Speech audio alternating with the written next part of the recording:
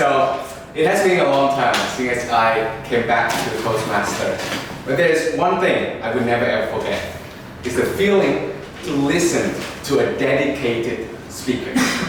You know the difference between a good speaker and a dedicated speaker? A good speaker, you hear them, they're good, they're good, they're good. But a dedicated speaker, when you listen to them, you know they have spent time writing the script. They have spent time reading the script. They have spent time practicing, so that when they come to the stage, they don't seem like a person trying to remember a script. They are performing. That is what a dedicated speaker. And today, this is my first time looking at Lucius speaking, and I can feel that he is a very dedicated speaker. So one round of applause. Do you remember how he opened the speech? A brainstorm. He was like, he asked a question, but a very long question.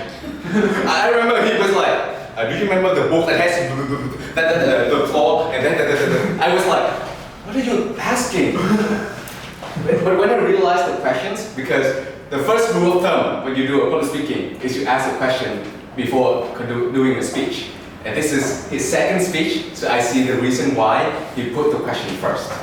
Next time, try to do it slower and make it shorter. Do you remember the story where you can go abracadabra? That's it.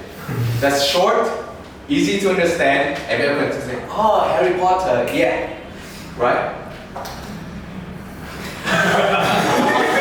I'm dedicated. The second thing that you did very good is your voice and your English, right? You have a strong voice. When you speak, everyone understands. Second point. A third point, your storytelling. Storytelling is a big part of public speaking. How do you tell the stories? You tell about Harry Potter's. You tell about the stories that you went to an MC event. You tell a story about how you ride a bike and your dad teach you a very valuable lesson. But you tell too many stories. When I was hearing your speech, you were talking about Voldemort, and then you transitioned to an MC event. Then you are riding a bike with your father. I was like, okay, does Voldemort ride a bike?